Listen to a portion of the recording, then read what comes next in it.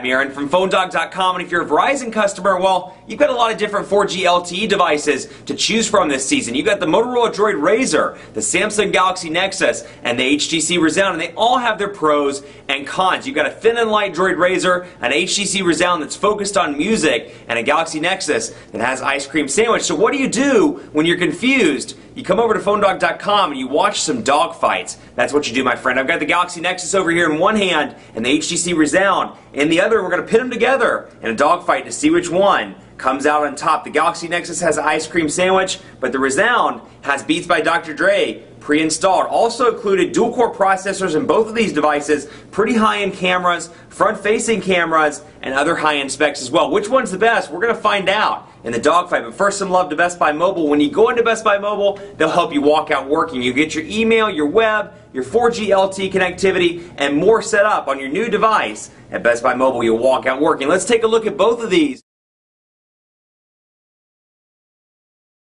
So continuing on to part 2 of this video, we need to talk a little bit about the widgets and the customizations, because they're both Android devices, but they're very different because you've got a stock experience over here and a nice, kind of manufacturer tweaked version over here with the HTC Resound. So come over here and we'll take a look. First of all, by pressing and holding the screen, it does a little bit differently now. You see gallery, live wallpapers, and wallpapers. You don't get the widget option. So the way you do that is you come in here. Let's go to one of the 5 home screens on the Galaxy Nexus.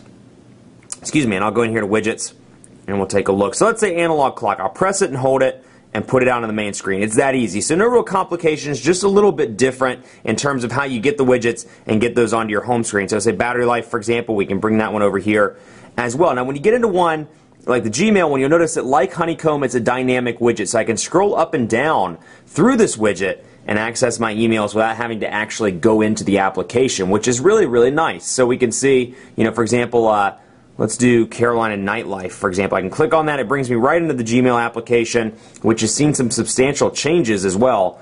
And you can see the header still stays up top with a little picture image, or a little image thumbnail, if you will, that if I had a picture for Carolina Nightlife, I could install that or have it on there.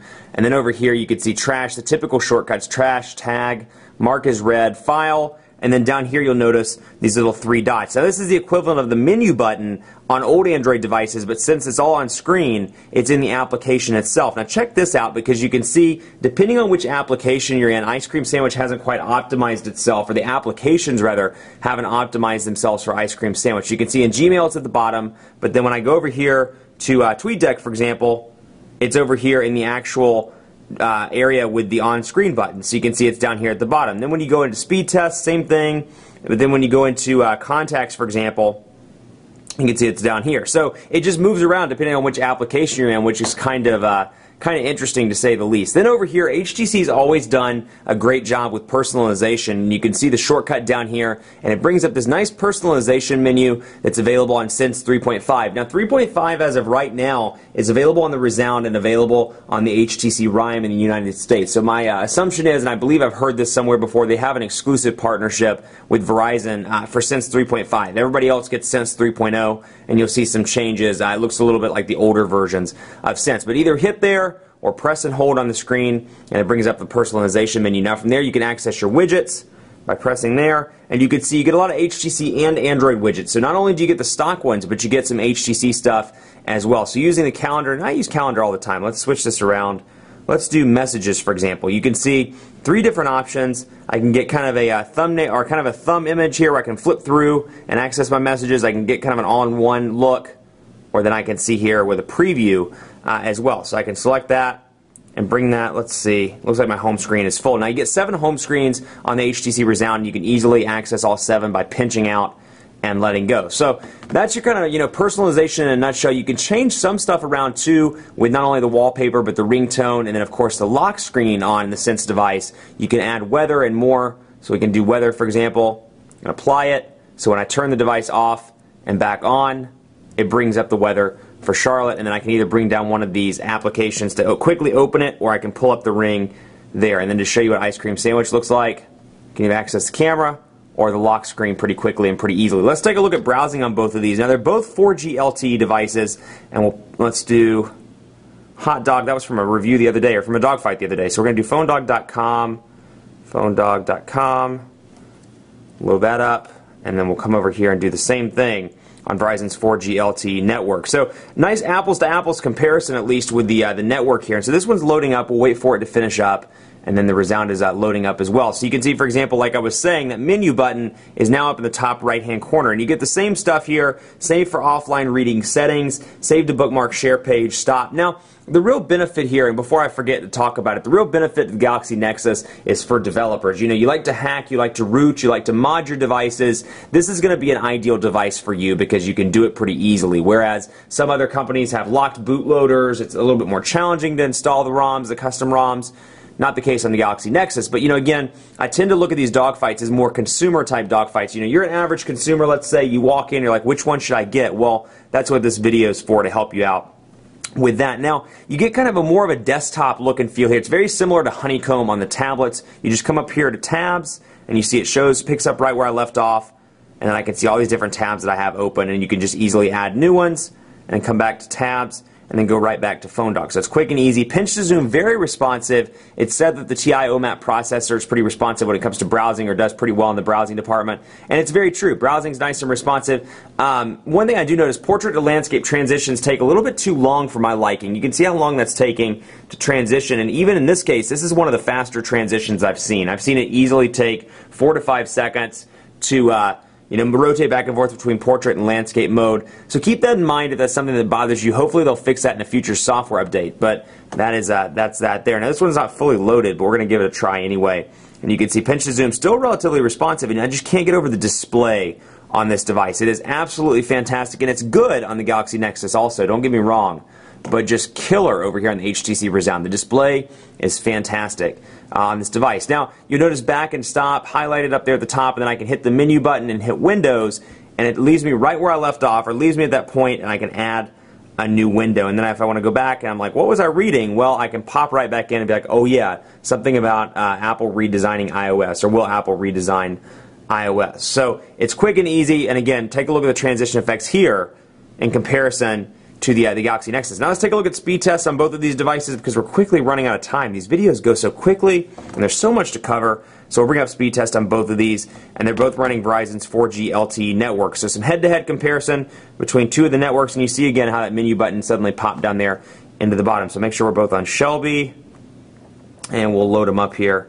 Display in megabits per second, and we'll begin test on both of these right now. Now, call quality on both of these devices has been relatively decent. I've kind of knocked HTC in the past for having a less than adequate wireless radio, and for this case, at least with the Resound, it's pretty decent. Earpiece quality is nice and loud on this. Now, one place I have to give this, and actually when it comes to call quality, it goes to the Galaxy Nexus, and I'll tell you why.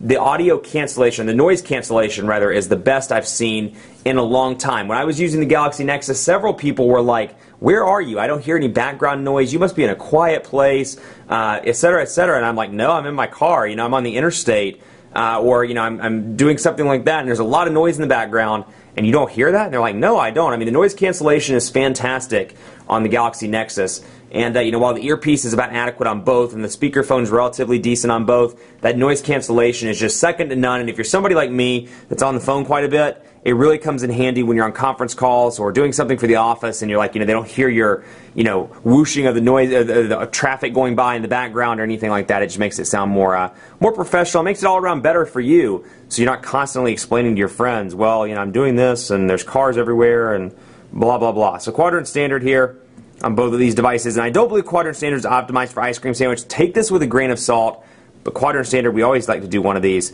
just so we can kind of compare the two, but again, definitely take it with a grain of salt. Now, both of these devices do pretty well in the battery life department for the most part. With moderate use, I can definitely make it through the day with the Galaxy Nexus, especially on standby. It does pretty decently on standby. Now, the Resound, I've never really had good luck with HTC devices, and particularly when you look at like a device like this. Why in the world did HTC put a 1,620 milliamp hour battery in this device when it's 4G LTE capable, and Verizon's LTE is notorious for taking a ton of battery? Your guess is as good as mine, but you have a 1,850 milliamp hour battery over here, and while it's not the greatest in the world, the battery life is a little bit better with moderate use on the Galaxy Nexus. With moderate use on the Resound, I've had trouble making it through a day, and I define, moderate use as calling, texting, doing things like that on both of these devices. 2,176 over on the Resound, And then over here, I have a feeling we'll probably get a low score because, again, it's not really optimized for an ice cream sandwich. So let's see here. Hit OK. And let's see, 1,455. So again, 1,455. Don't listen to that. Take it with a grain of salt because, like I said, it's not optimized for ice cream sandwich. But still, it's always fun to do a quadrant standard score. Now let's load up Market really quickly. I want to show you some of the changes to that. And while it's loading up over here, we're going to try to do two things at once in this video. I'm going to show you the contacts, the new contacts layout on ice cream sandwich over here. Now you can see groups, for example, and then Old Man McTweety at Gmail. I can group by coworkers, family, friends. I can add new groups. And then over here you can see the way the contacts are laid out, and then I have a picture for Phone Dog Aaron. Now this is a demo phone number that I have here, but you can see that I favorited the contact, and again the menu button magically popped up there, and I can add additional information. And when I go to favorites, you can see Phone Dog Aaron pops up right there, and any additional pictures I have would pop up right there if I had any. And then the call application or the phone application looks just like this, and then you have the menu button right there. And I can come into call log, and then I can go directly into contacts and see all contacts with phone numbers. So it's nice and organized. And then over here, Market's still loading. Let's try it over in the Galaxy Nexus and see what we can do. So Market's loading over here. Apps, music, books, and movies. I just wanted to show this off to you and show you that you can get all these in one convenient place now. Apps, music, books, and movies, and you can sync up with Google Music. So they're trying to create an ecosystem very similar to the iTunes ecosystem. And, you know, it's, again, a good step forward for Google. Google Music is nice, and it's nice that they added this to the market. They've got a ways to go, but it's a nice improvement on the device. So, you know, both of these are decent devices. I think you'd be happy with either one of these. Like I've said in so many dogfights recently, they're great devices. Now, a winner has to be declared, though, and before I do that, let's take a look at camera on both of these devices. You got a 5-megapixel camera on the Galaxy Nexus, an 8-megapixel camera on the HTC Resound, and both shoot video at 1080p. Now, let me bring over this box of Altoids, see if we can compare these on the camera. So you can see, again, True HD display makes it look incredibly great on the display, and it has a very fast shutter as well. So, you know, you're taking quick pictures in the daylight, bam, bam, bam, bam. That easy to take rapid shots. And you can see they come out reasonably well. Now keep in mind it's a really well lit situation right here. I have light shining down, and it's nice to see. But when you're in low lit areas, I find that the 5-megapixel camera is definitely less than adequate. Now over here,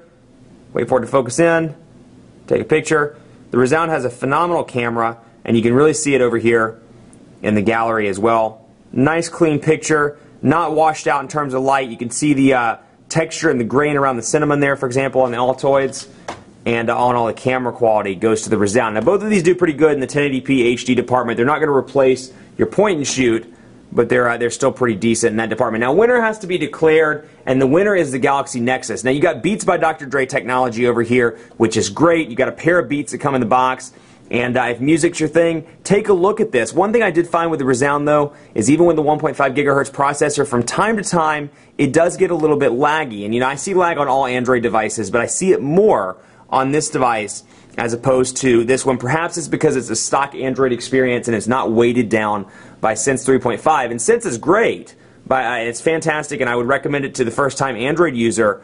But again, it depends on what you're going for here. If you're a diehard Android user, or at least you're familiar with the platform, you want a nice fast device with LTE, with a good battery, to me, having a great battery, having noise cancellation, having decent 1080p, and a camera that's not the best, but can still take some decent pictures with a nice fast dual-core processor that works well in the web browsing department, that's pretty important, and that's where the Galaxy Nexus comes out ahead. If music's your thing, take a look at the Resound.